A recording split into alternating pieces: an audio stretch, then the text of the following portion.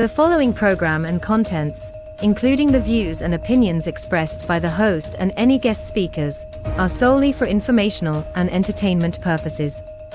The views and opinions expressed are not endorsed or supported by rel-mar McConnell Media Company, the X Zone Broadcast Network, their employees, affiliates, or advertisers.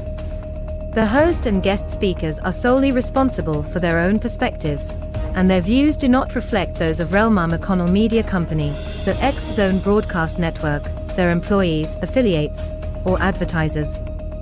The information provided in this program should not be considered as professional advice or as a substitute for professional consultation. Listeners and viewers are encouraged to form their own opinions and seek independent advice when necessary. rel-mar McConnell Media Company, the X Zone Broadcast Network, their employees, affiliates, and advertisers hereby disclaim any liability for any claims, damages, or losses incurred as a result of the information presented in this program.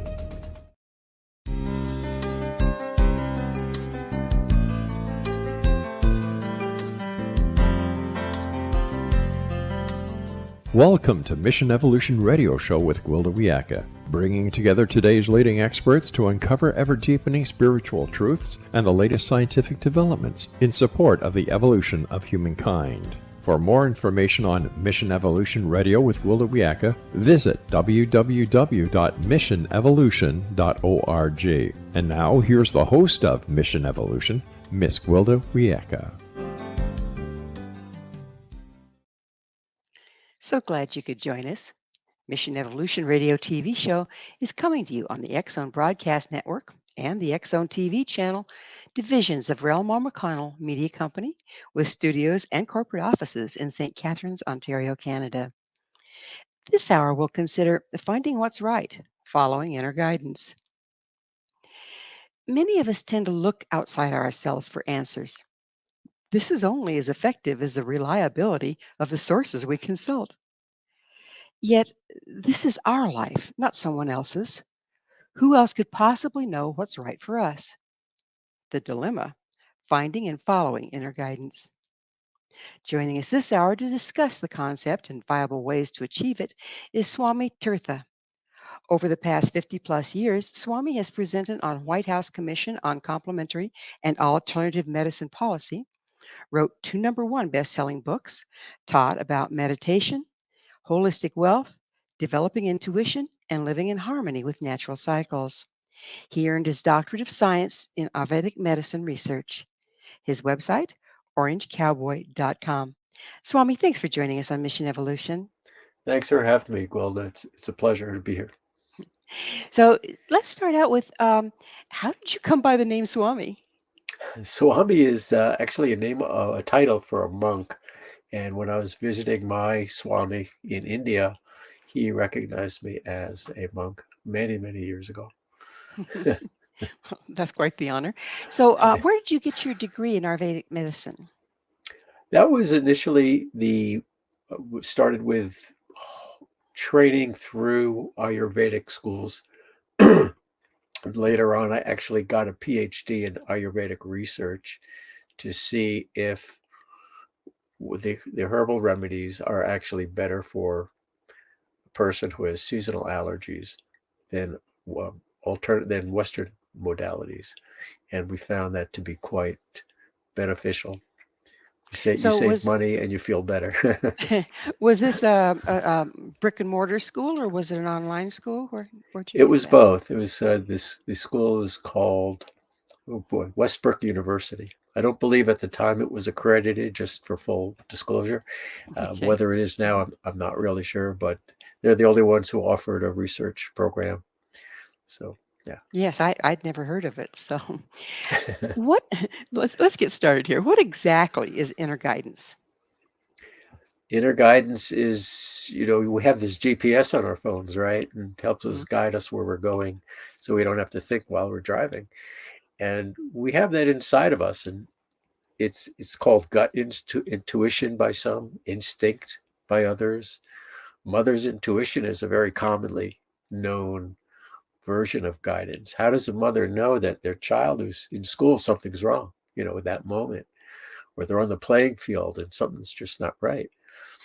They just know it, and we all have it, developing it in different ways. The musician who gets a muse and creates a song or a melody, that's inner guidance of sorts. They may call it the muse out there in the ethers, and I think it's semantics at that point, but that's a kind of an inner guidance. So, how do we know who we're really consulting if we're getting inner guidance? Oh man, that's a great question, Will. It really is the number one question, and I've had people wonder about that and ask me about it and worry about it, and I say, if as long as the messages you're getting are positive, helpful, kind, you could take them as something good. I used to, when I first started to do this, say, okay, I only get messages from God. If somebody's telling you to harm somebody, to be mean or harm yourself, that's not inner guidance. That's something else. Is in my opinion.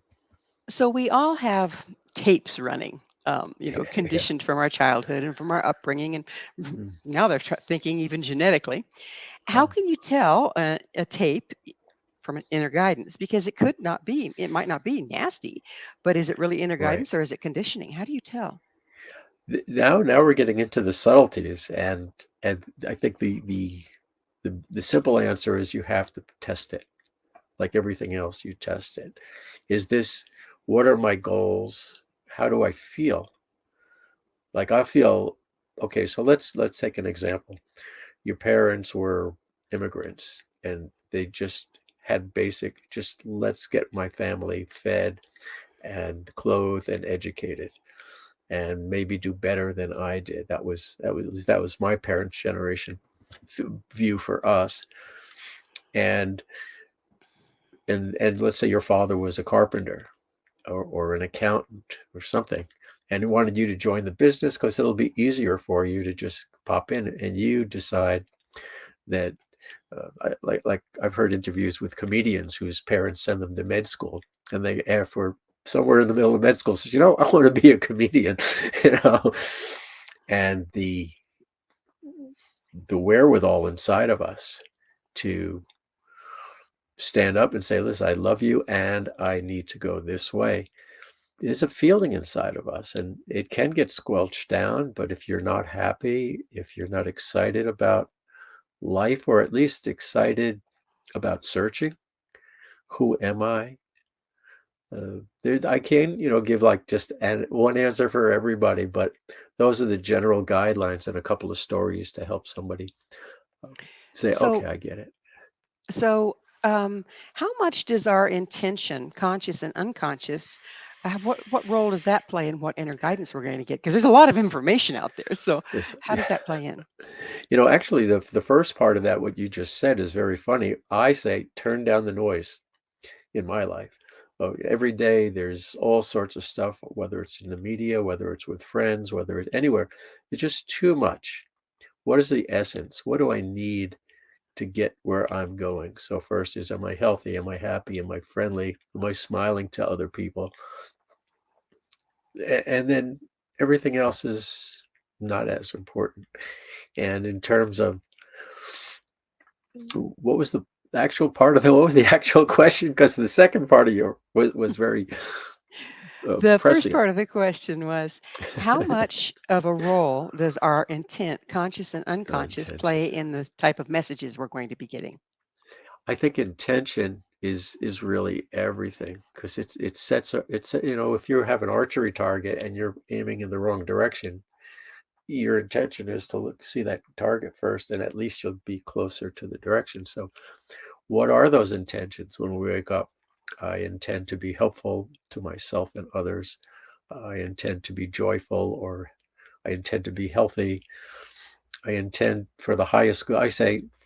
I always start the day, thank you for making this a day of the highest good for all, because I don't know what that is. And to take that a step further, if I have to make a phone call to someone I don't know or someone I do know, and I'm getting nervous about what that call is going to be like, I'll say, thank you for making this call the best call possible.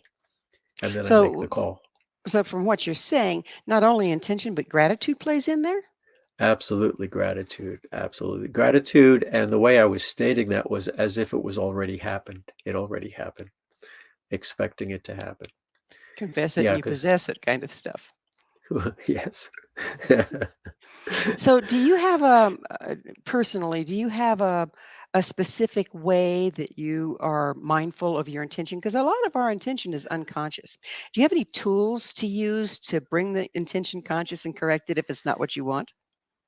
Boy, there's so many ways to do that. So I think it depends where if people are in different places and different stages. When I moved up into the country, it was just silence. So all I heard was my thoughts and nobody else's. And I noticed some of those thoughts were getting me tense. And I said, okay, let's work on that. I can't blame anybody else. So one of them is don't blame people. Find some time, find some space, whether it's 5 minutes or if you're in the car. Sometimes people find that a meditative state. Certainly keep your eyes alert when you're driving, or get outside, get in nature, have some healthy food, have some good social context, positive things that make you light and laugh, things that you can do to just, it's not so much that we have to do something as much as it is we can default back to our natural self, because there's so much information going on. Let's put it aside and just let's find out where we default back to. So, again, I ask if you're trying to organize your personal intention and Yeah. bring the unconscious conscious, how does one do that? Well, there are tools. There are things like tapping, emotional freedom technique, and you can find free on videos, tapping certain acupuncture points that help reset your system for you. There is, well, just talking with that higher entity or sense that you have, whether it's God or spirit or angels. Well, we're going to have to pick up on this explanation on the other side of a quick station break. But Swami and I will return very shortly, so don't go away. This is Mission Evolution, www.missionevolution.org.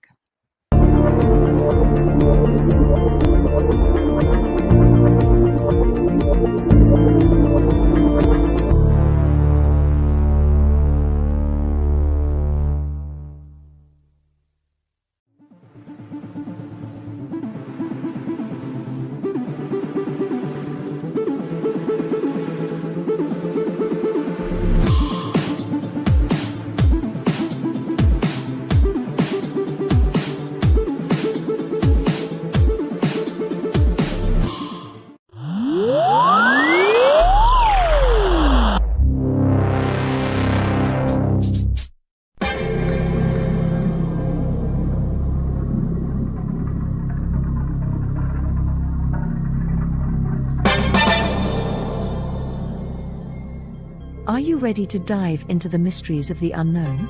Tune into the electrifying X-Zone radio TV show hosted by the one and only Rob McConnell. I'm Rob McConnell, and get ready for a mind-bending journey through the unexplained phenomenon that surrounds us all. From UFO encounters to cryptids, ghosts, and everything in between, we've got it covered here in the X-Zone. Rob McConnell, the seasoned investigator and renowned radio personality, brings you the most compelling interviews with top experts, authors, and experiencers from around the world. Each episode is an unforgettable exploration into the depths of the extraordinary. That's right, X-Zone Nation. Join me every week as we open the door to the supernatural and explore the strange and amazing stories that will leave you questioning everything you thought you knew. And it's not just radio anymore. With our groundbreaking TV show, you can now witness the sessions unfold right before your eyes. From chilling reenactments to captivating visuals, prepare yourself for a multimedia experience like never before. With a legacy spanning over 2 decades, the X-Zone Radio and TV show with yours truly, Rob McConnell, is your ultimate source for mind-blowing entertainment and thought-provoking discussions. Join our growing community of truth seekers as we continue to unlock the world's mysteries. So, why wait? Step into the X Zone and embark on a journey that will challenge your beliefs, ignite your curiosity, and keep you on the edge of your seat. Remember, X-Zone Nation, the truth is out there, and it's waiting for you right here on the X-Zone radio and TV show with yours truly, Rob McConnell. Don't miss a minute of the action. Tune in now on your favorite radio station or visit xzoneradiotv.com to join the adventure. The X-Zone Radio TV show with Rob McConnell, where reality meets the unknown. The X-Zone Radio TV show, unraveling the secrets of the universe, one episode at a time. For more information, visit www.xzoneradiotv.com.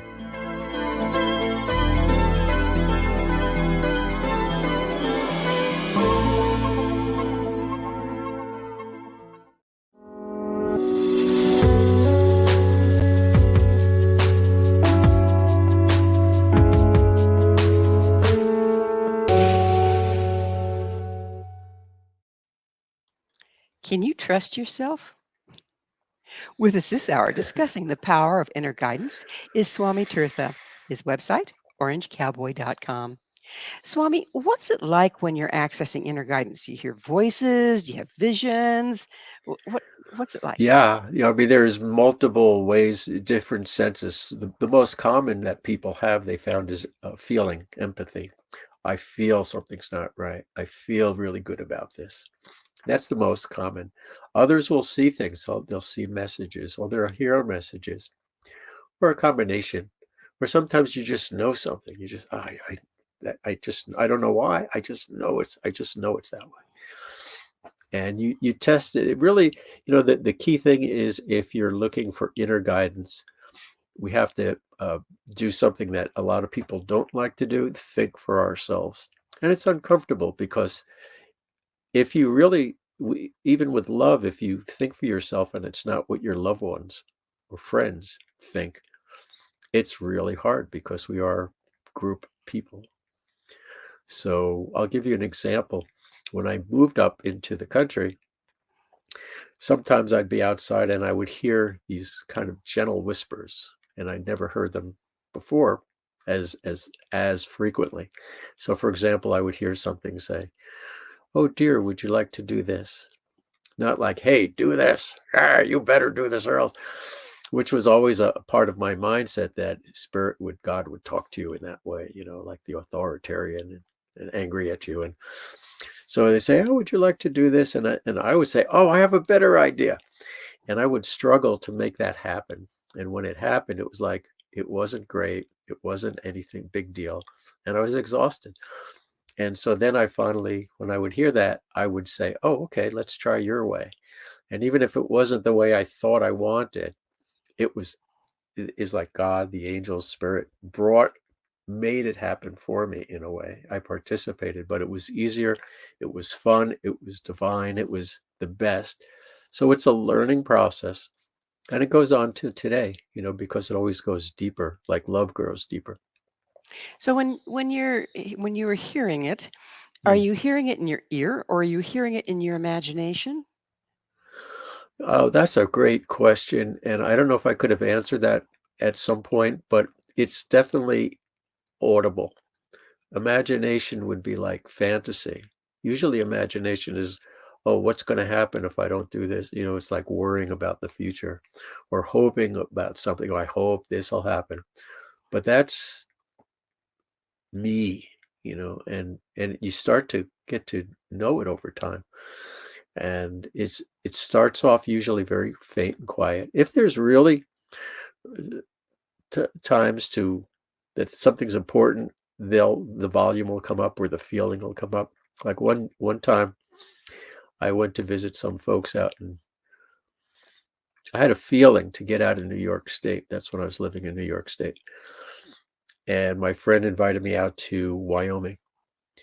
That was the summer that the grid went down in New York State. So somehow I had that feeling beforehand. So I listened, but then I didn't listen. I was sitting in the front yard. I just got there. It was a long drive, a long flight. I'm sitting there feeling, I got to get out of here, get out of here. And I said, "No, I'm tired. I'm sitting here." And all of a sudden a bird comes by and right on top of the head. So be playful with it too. The idea of all this is finding inner joy. The So more we the connect. the bird eliminating on top of your head sounds like a bit of an omen. Do you work with omenology within this, like the signs you see in Yes, nature? absolutely. Absolutely. Omens. That is a great way to to, to validate what you think you heard. Like again, going back to moving upstate. When I first got there, it was things I hadn't planned for and wasn't ready for. I thought, well, maybe I heard the message wrong. So I said, okay, God, I've never done this before, but I really need a sign from you. Did I do the right thing? Did I do what you asked me to do? All of a sudden, outside of the window, there was this hawk in the sky, a red-tailed hawk, which, wow. And if that weren't enough, it landed on a tree, and it never, ever did that before or since, right outside my window. I said, okay, I'm taking that as I'm all right. I did the right thing. It's just some challenges I got to go through. So from what you're saying there, you're speaking about God and a higher source. Mhm. Does a person have to have belief in God or in a higher source or be religious in order to find and follow inner guidance? I'd say no to all of them, but one of which is something higher than ourselves, something a greater good, something bigger than us. Because if we're just in us, we don't really open up. How do we grow if we don't open up? So you don't have to call it God. You don't have to call it angels. You don't have to call it spirit, but something. Even people who don't believe in God will believe in. I'll say, well, what do you believe in? They'll say ethics. Okay, something good. And as long as any of those choices are applied with love and in understanding as opposed to harshness, then it will be successful. So again, that begs the question. So who are we consulting? Who do you want to consult? I think We'll that keep comes asking to, different ones till you get the answer you want, right? one time I was back in the day, I used to say, I'm just talking to God because I don't know who else to trust. It's God and God and God. And that served me well. And then one day I was driving in the car. It was a beautiful day, blue sky, cumulus clouds, very expansive. And I heard God say, I want to introduce you to some more of our family members. And that's when I got introduced to the angels. Mm. And so that's when I started to work with the angels. So and then we can filter it down as you get to know yourself and you get to comfortable with whomever it is that's giving you guidance. They unfold, they make suggestions. They'll say, this is an experience I have a lot. I'll hear, oh, ask this question. And I'll ask the question, and they'll say, oh, funny you should ask that question. I have an answer for you. So they even tell me what to ask them, and then I'll ask it. And then if they don't, and then usually if either they bring it to me or it was already brought to me before I even asked the question. So So yeah. when you're speaking of angels and omens for that matter, Mm. are we looking at a metaphorical representation of a particular energy or source? By metaphor, you mean like a symbolic? Yes, because things tend to appear differently to different people. Right, right. So that's what I'm trying to get the explanation for. So some people are hearing it from angels, some people are hearing it from the wind, some people are hearing Yeah, it from, yeah. So is that would is does that mean that these are metaphorical things for the same energy? Yes, I think, yes. Okay. So semantics is probably a word I'd say. It's who's talking to you could be semantics. It doesn't matter as long as you're realizing it's filling your heart, it's filling your soul. And if an angel says, why don't you go to town today? Or if you have a feeling to go to town today, somebody else has a feeling to go to town today, and someone else gets a call from someone who says, hey, you want to go to town today? They're all omens of sorts to go to town today. So, what is the major things that stand between us and being able to receive accurate information to guide us through our lives? Boy, you ask real good questions. I think these days especially, everybody has a belief system, and it's very black and white. It's what I believe, this is it, do it this way, and there's not much room. So it's much more challenging. But I feel at the same time, the blessing in that is it forces us out of like desperation to say, well, wait a second, what is it? Who am I? Where am I? I got to center myself. I gotta know what I gotta know. And so I think that's the important and the benefit of focusing on it. It's easier to focus on it today. Speaking of today, we're pretty much in unprecedented times between the technology just taking off and everything that's happening on the planet as far as uh, weather changes and wars and Mm, you know illnesses and pandemics. And so the old rules aren't applying, I guess is what I'm trying to say. At least they certainly aren't to the way that we're right. used to. Yeah. How Yeah. can we reliably use inner guidance to find a way in such unfamiliar landscape? Oh boy. So I think there's two questions. One of the things for me is to say, well, because everything I find is a pattern, everything is cyclical, just like the seasons. And so I started asking God, spirit, angels I need to know what's going on. How is this? When is this going to end? How is this going to end? What can I do to prepare? What can I do to protect myself? And I started to be shown there are a number of books that talk about cycles that happen in our life. And some of them could be as far back as shamanic lifestyles, shamanic life cycles that go thousands, tens of thousands of years, but more since the birth of America, there's like an 80 or 90-year cycle that happens, and it happens over 4 stages or 4 seasons. And while you said it's an unprecedented time, we've had the unprecedented time 90 years before and 90 years before. So the American Revolution happened at the end of the 4th cycle, the 4th season of a cycle, of an 80, 90-year cycle. And then the Civil War happened, which actually, that is probably the roughest of all the 4th ending cycles, which we're in a 4th ending cycle, according to these authors. So that alone helps, because you see, as dire as it looks, it's going to end, and we know roughly when it's going to end. And we know every first cycle beginning is way better and more enjoyable for everybody than the 4th cycle, which everything was ending and breaking down. Yes. We tend to not let go of things as easily as we take on new ones. Is that, do you suppose, why we go through so much suffering at the end cycle? I think so, because simplicity, who was it, Emerson, who said, nature teaches us simplify, simplify, simplify. And you look at the spring things grow, the summer you celebrate, and then the fall we let go of things die off. The trees here on the East Coast and Well, the maple speaking of trees. dying off, this segment is dying off, and we're getting ready for a new one. Swami and I will be right back to continue our discussion. So stay right there. This is Mission Evolution, www.missionevolution.org.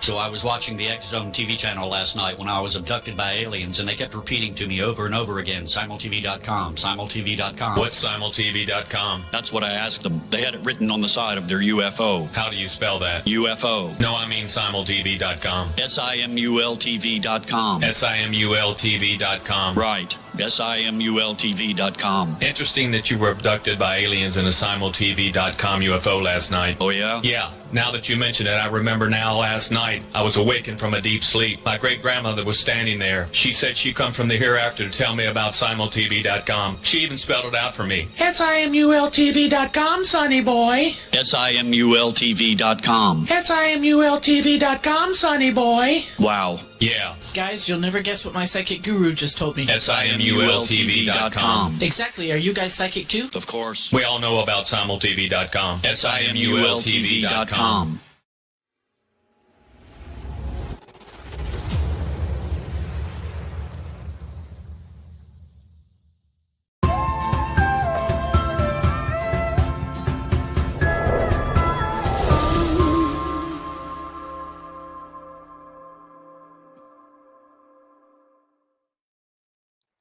How do you connect with something you can't see? This is Mission Evolution, missionevolution.org.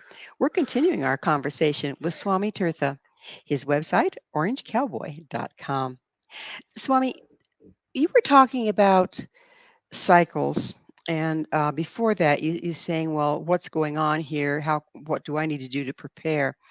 So that sounds like you're not necessarily seeing things as predestined or fate. Right. Would you explain that for us a little, please? Yeah, I think we can go, life, I believe, is predestined in the way that it's evolving to the better, to the greater good, ultimately. We have the choice. Do we want to go comfortably or against the grain? You want to ride in the car or get dragged by the bumper? So my feeling, and it's also been more validated from life experience, there's a certain natural beauty and natural harmony that if we follow that, things are easy for us. We have the choice, we have the freedom to say, I'm not going to wear a coat even though it's 30 degrees below zero outside. But it's 30 degrees below zero, and we could prepare for it. We could have wood in the wood stove. And so there is freedom of choice to choose a more harmonious, a more flowing direction, a more loving direction, or something other than that. I do believe that, yes. So, like the wave is there, the wave is crashing to shore, Right. and either you can surf it on a sweet spot or be drug in the undertow. Is that kind of Yeah. what we're looking at here? Okay, Yeah. so but the wave is the cycles in that Sure. analogy? Yeah, absolutely. Yeah. Okay. There are So cycles. Yeah. you spoke of the cycles that go along with the four seasons that happen every 90 years. But Right. what about the wheels within wheels? There's all sorts of overlording cycles, aren't there? Yeah, those are the ones that are, because they could go back. I mean, if you look at the ancient shamans, you look at the ancient Hindus, they talk about these yugas or cycles that are hundreds of thousands of years. And none of us have been around that long. And we see in the writings of the Hindus, back in the day, they talked about how, when the universe would end, what's in the universe, how big is it? And now modern day astrophysicists validate that. They come up with it with machinery. And I was just watching an ancient alien show the other night, and there was a group out of Africa, well, out of Israel, but then they out of Egypt, and they wound up in India, in Africa, and they talked about one of the stars up in Orion's belt that you can't see with your naked eye, and now modern telescopes can see it. And they said, well, that's where the people came from that taught us things.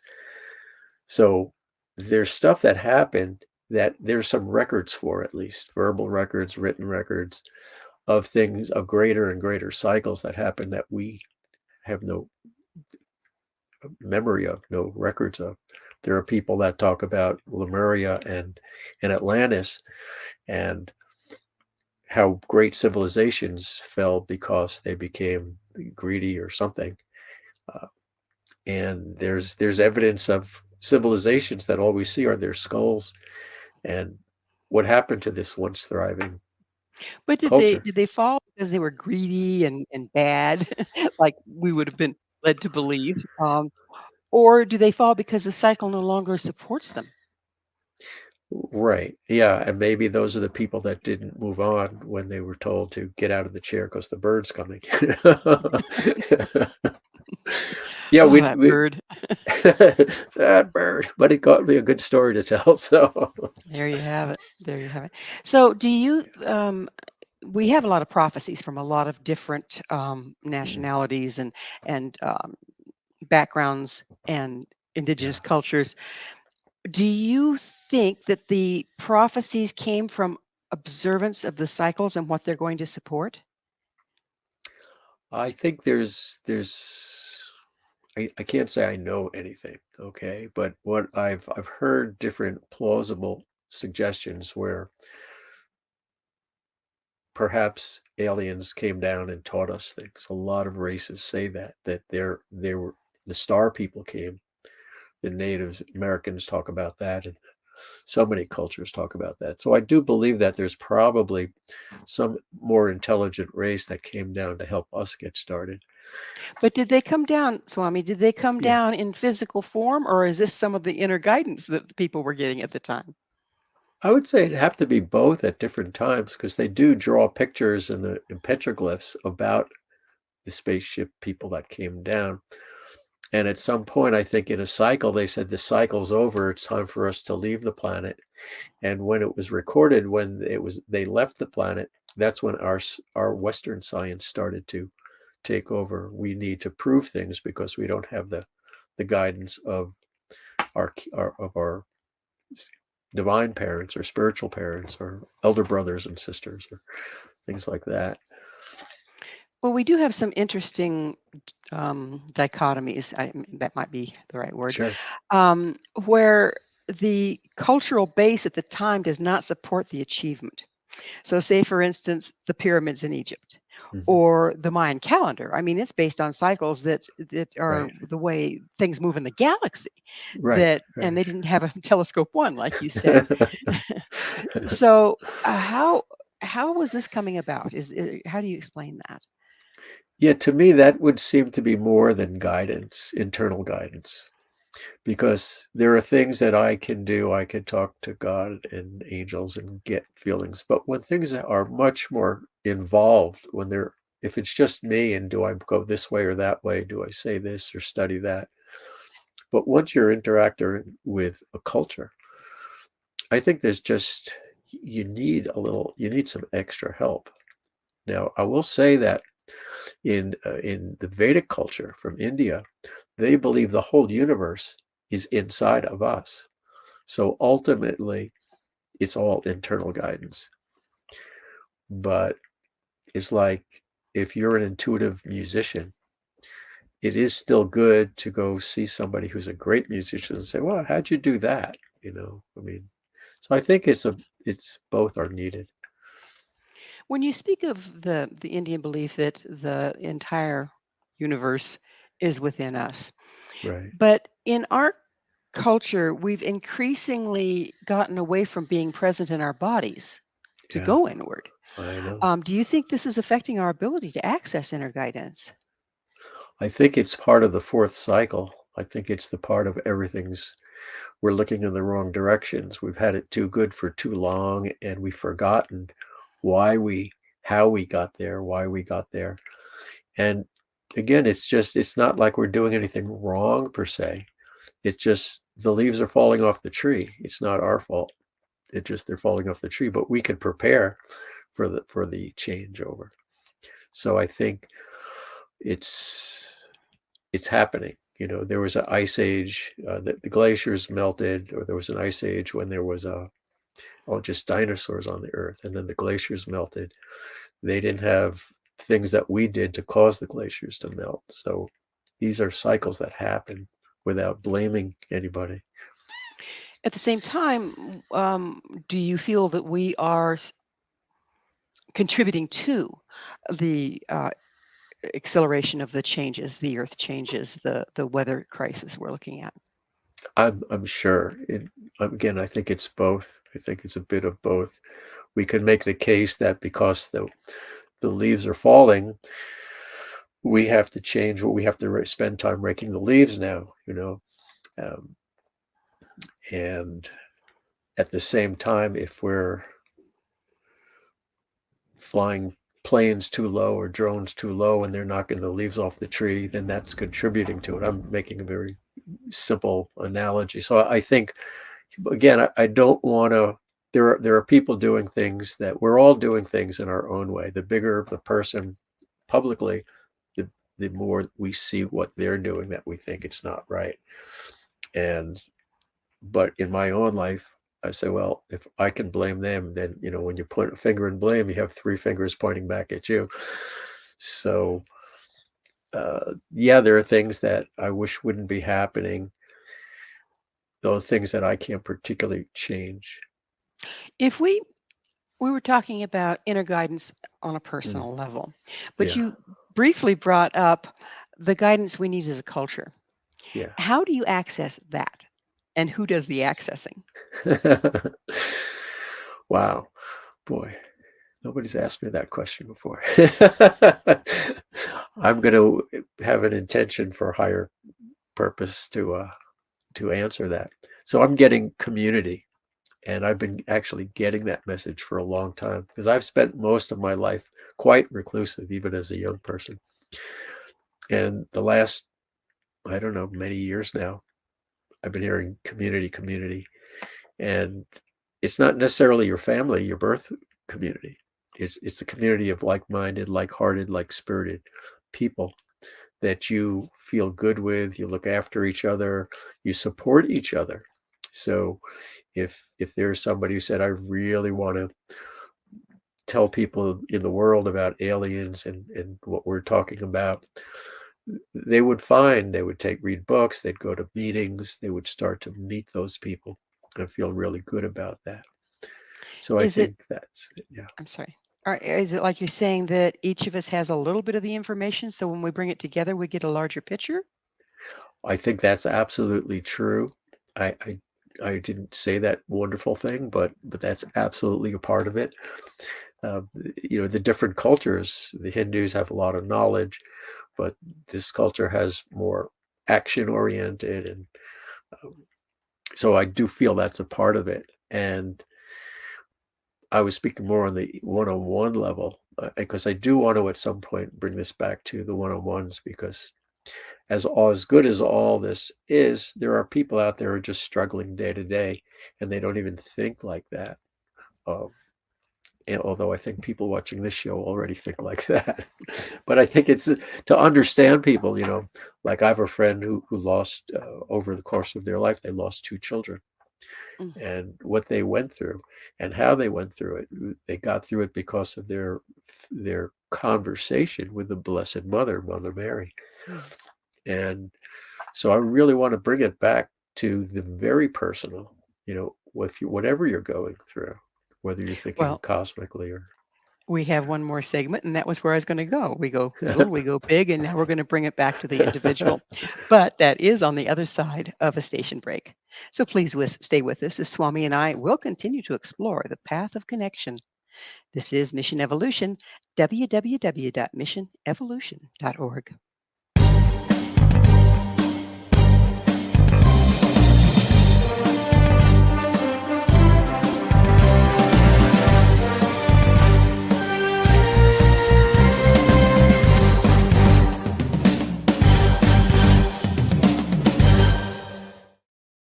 Do you have a product or service you'd like to promote to a worldwide audience? Imagine your product featured on Mission Evolution Radio TV. If you're interested in showcasing your work, Mission Evolution is broadcast to the X-Zone TV Channel 32 Simul TV, on the X-Zone Broadcast Network, YouTube, iTunes, iHeartRadio, Amazon Music, Audible, and many other audio and social media platforms. Our professional studios can produce and broadcast your custom high-quality ad. It will be permanently embedded in each episode and featured in the archives for years to come. Together, we can make it happen. Contact us at info@missionevolution.org for more details. Spaces are limited, so don't miss out on this great opportunity. Email info@missionevolution.org today.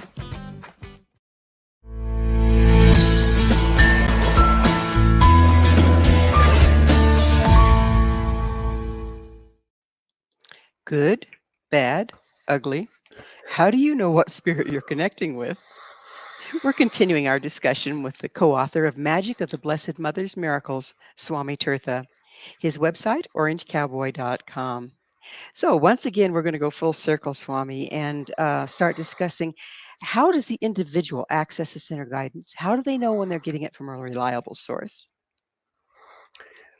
The go-to answer for me is talk to who you believe in. That's the highest. If it's God, if it's Blessed Mother, if it's an angel, if it's a spirit guide. If you're from God, I need help from that highest person, that highest, whatever that is. I need help from you. Please, I'm lost. I have an important decision. I lost a child. How do I get through this? How do I get out of bed any other day? I got 2 jobs and we're a paycheck away from impoverishment. What do I do? Show me a way to get out of this cycle. There's no middlemen. I think that's probably the theme here. There's no middle woman, no middleman, nobody who has to speak for us. We have a direct link to the cosmos, to the eternal greatest good, whatever that is, because that's our connection. And the more we practice that, once we're out of a crisis, then we say, well, thank you. And how can I avoid that? Or how can I help other people? Or how can I serve? How can I be of service to humanity? I really love what you said about whatever we view or can connect with as the highest source in our lives. Yes. Now, there's a lot of traditional ones, and each tradition carry their own traditional ones. Is there more power because these are archetypes that people have in group believed in and in group consulted? Are they more powerful? More powerful for the individual. I think a large group is certainly very, very helpful. I'm sorry, let me just plug in this laptop here. Give me a second.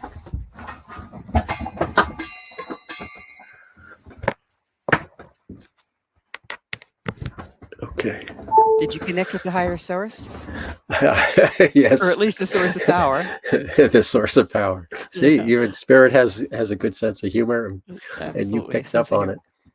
So what I was asking is there are archetypes, the Blessed Mother Mary, Yes. Buddha, we could go on and on and on and on, Yeah. that a lot of people have believed in for a lot of years. Does Right. that give them more power as an access point to our higher information? I think if it's right for them, if they feel drawn to that, then that's going to be it. If you just go there because, well, everybody's going there, I might as well go there, and you're not getting anything, then that's probably not the group for you. And there's a lot of places to choose from. But part of that very first part is the seeking, is stepping out and being forced to say, I got to take my own path here, even if it leads to a Buddhist monastery or a Blessed Mother church. That moment, that might be called the dark night of the soul, because it's just us. And I've had, and most people have had at least one of those. So, but that's a good thing. And you get enough of them, you start to see that it's the darkest before the dawn. And then you Is say, it a okay. time of winter, of shedding, like you were talking about earlier? Well, the shedding, I think, is the fall time, and the winter is the hibernation. So I think it's a little bit of both. The preparing to say, okay, I need to go off on my own path, and then going on your own path. I think that, to me, sounds like fall and winter. Once we're starting to engage in these dark nights of the soul, or letting go of who we're not to embrace more of who we are, does Yeah. that make us more available then to connect with community, to connect with other in a more authentic way? I think so, because now you've done something. Anytime we succeed at anything, like in, say, karate, you spend a few weeks or whatever, and then you earn a belt. And they say that the brain processes more positive, happy hormones for you. So when you succeed at something, particularly as stepping up to yourself, you know more of yourself, you know what's true for you, and you know other people of like-minded. You go, oh, I feel there, look at them, that they're just like me. They get it. And so I want to be around those people. When you start collecting with people of like mind, does that create a resonance that then sends out a call, if you will? I think so. If you go from Earth, from the space, you could look down and see like certain patterns on the planet, cities, groupings, lights. So yeah, the bigger, the more the people, the bigger the wave, the bigger the vibration. I do, sure. The bigger the love. Does our inner guidance take into consideration these cycles you were talking about? I think it's a part of it. I think our inner guidance is, I don't, it's like the MC Escher drawings where the hand is drawing a picture of the hand, drawing the person who's drawing the hand of the hand.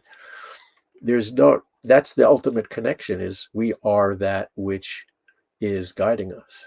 We may be our future selves here back to, it may be our future highest self guiding us in this state. Well, because they say there's no time and space. There's no past, present, and future. And astrophysicists are saying this too. It's not just metaphysicists. So, So are you proposing we are the spirits we consult? why not?